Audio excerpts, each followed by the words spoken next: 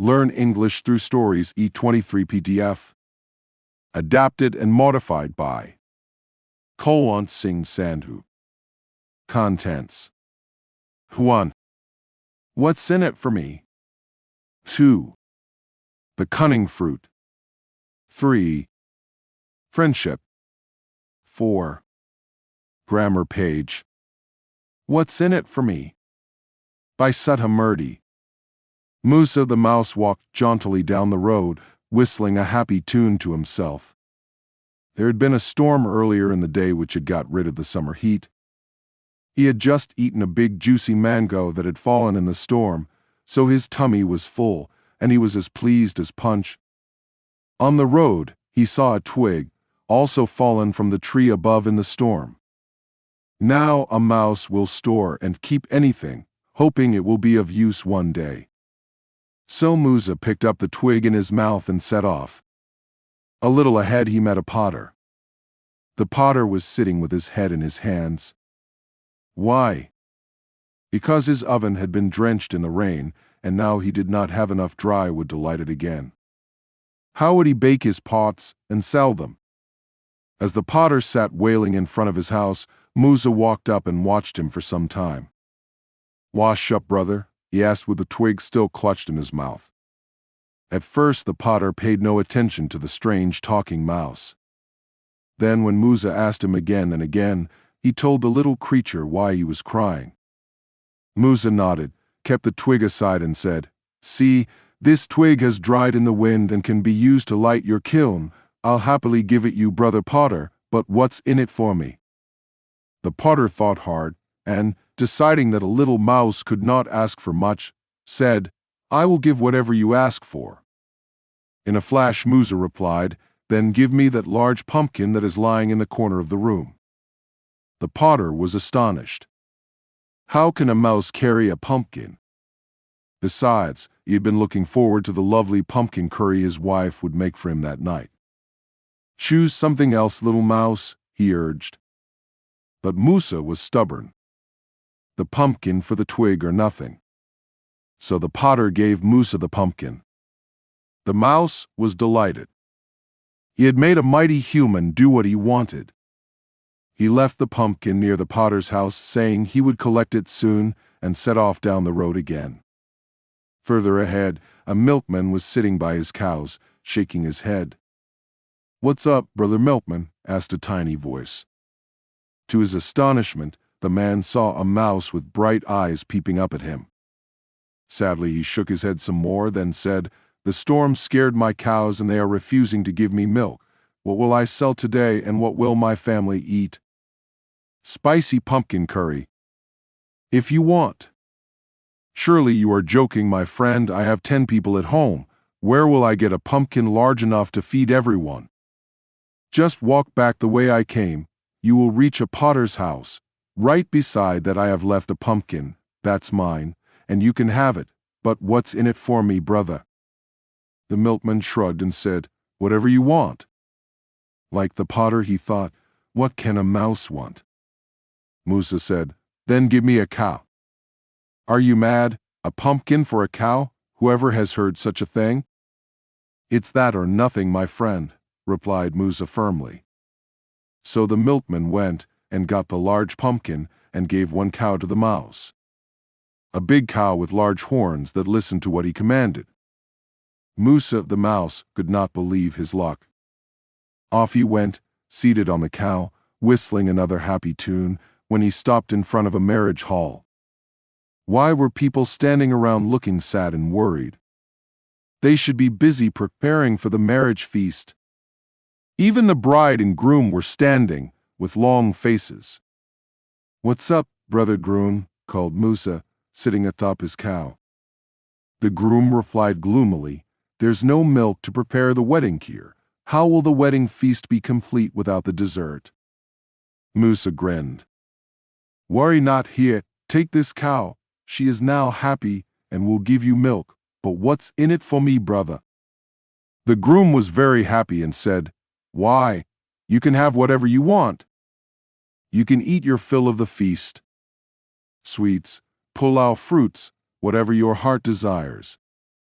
The mouse kept quiet and gave the cow to the wedding party. They milked the cow and had plenty of milk. There was a great wedding feast. After the party was over, the mouse replied in a flash, "Give me your bride." The groom and everyone in the marriage party were astonished at the mouse's cheek.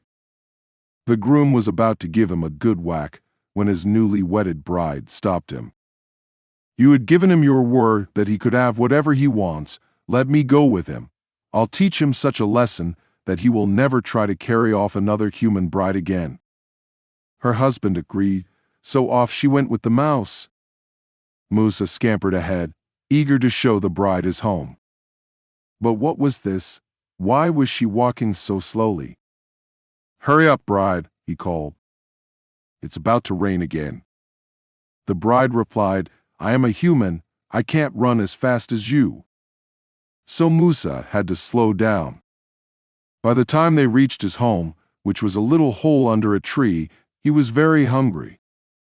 "Cook me a nice meal with lots of grain," he commanded. The bride nodded and said, "Of course, but where the kitchen, the spices, the oil, and the vessels is, I am a human after all. I can't cook only grains." The mouse realized he was in a real fix having got this useless human back with him. "Never mind," he sighed. "At least come inside the house." "Oh, but how will I do that?" wailed the bride. "I cannot set even a toe inside that hole. It is so small. Where will I sleep tonight?" How about under that tree?" Musa suggested, pointing to another big tree nearby. "No way," sniffed the bride. "It will rain, and I will get wet, and I will catch a cold, then a fever, and I will need a doctor who will give me bitter medicines." Now she started wailing even louder.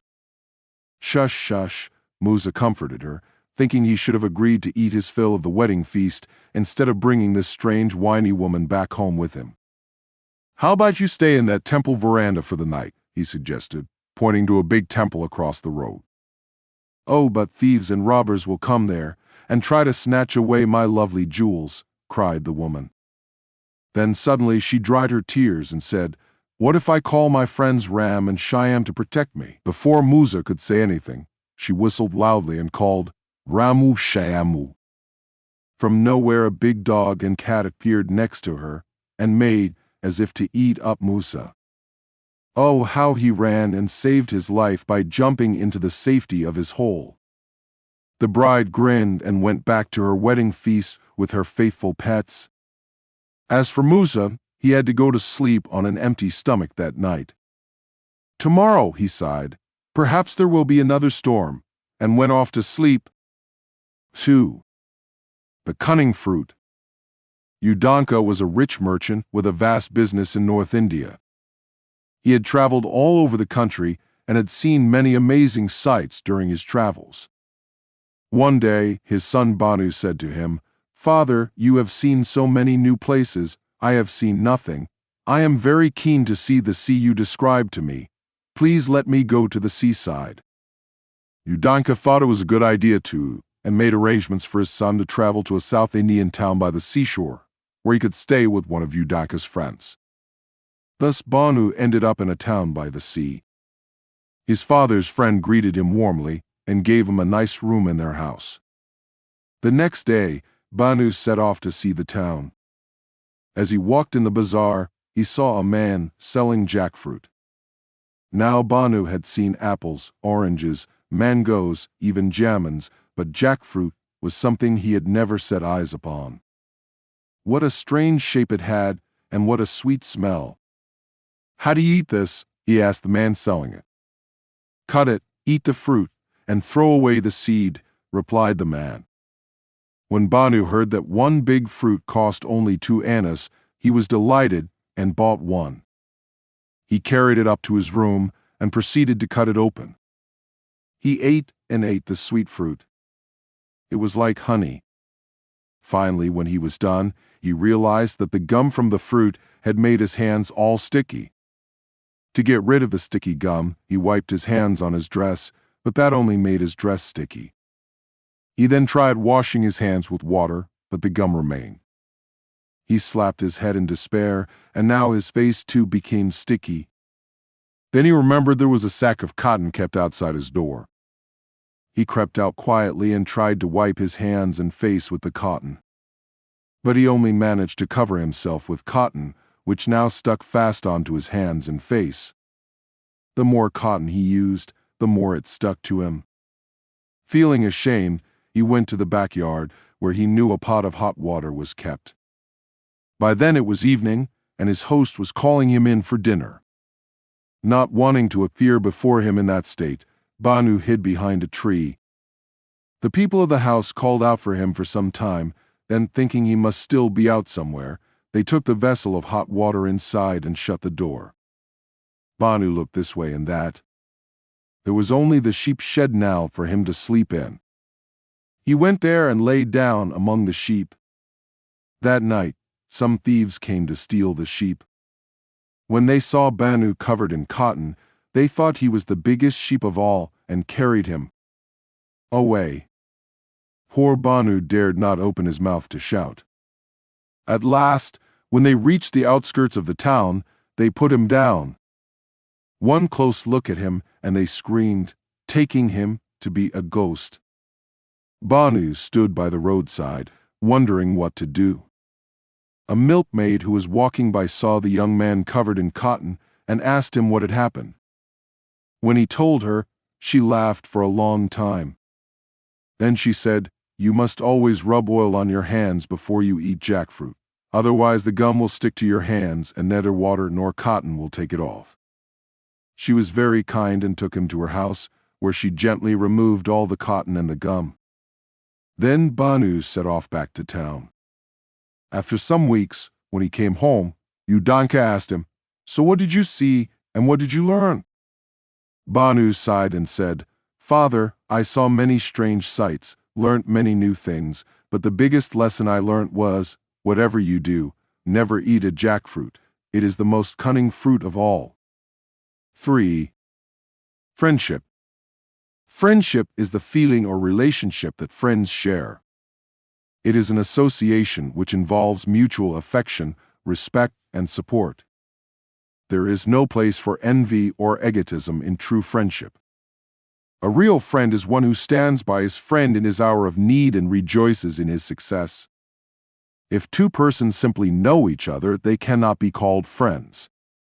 It is difficult to find a true friend in this world. Man lives in a society. He cannot live without family and friends. A friend is a part and parcel of one's life. One can talk to one's friend with as much confidence as to one's own self. When one feels alone or finds it difficult to deal with a situation on one's own, one can seek the help of friends. A friend strengthens one's self-confidence in times of need. He acts as a shield when one is faced with difficulties. A good friend can well be called a second self. There have been several examples of true friendship in this world.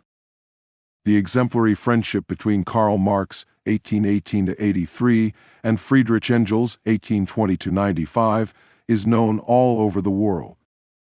Karl Marx was a great philosopher, but was very poor. His friend Engels was a rich mill owner. Engels always helped his friend Marx with money.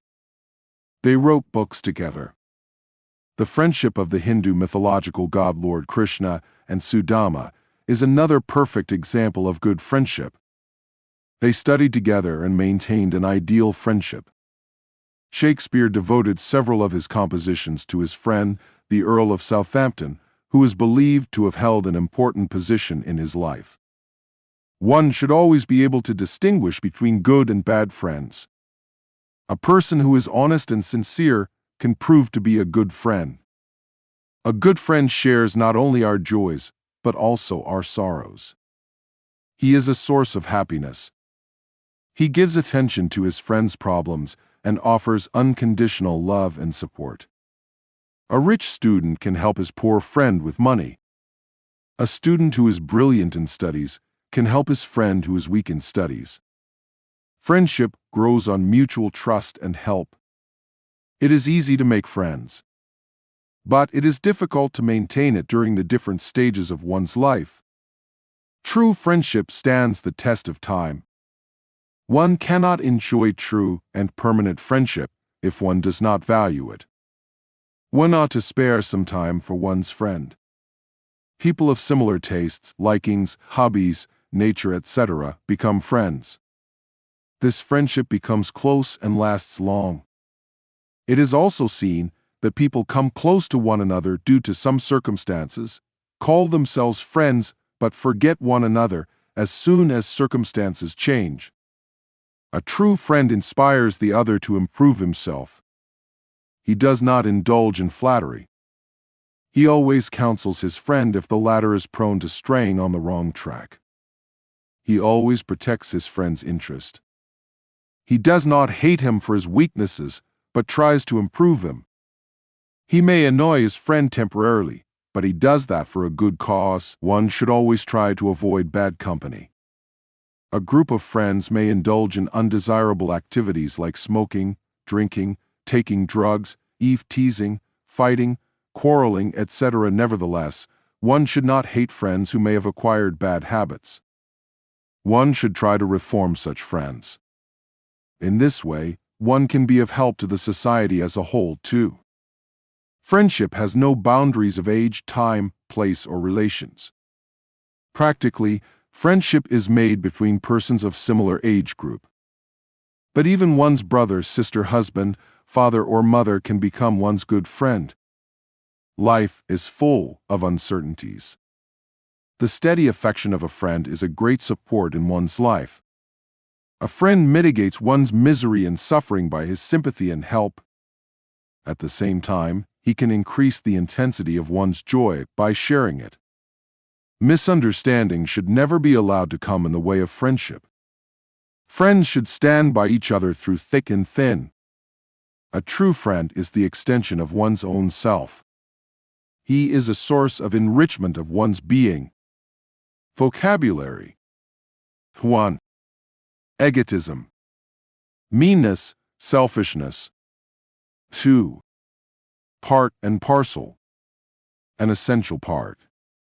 3. Indulge. To become involved. 4. Flattery. Praise that is excessive or insincere. 5. Mitigate. Make less intense or severe. 6. Intensity. Strength of something. 4. Grammar page.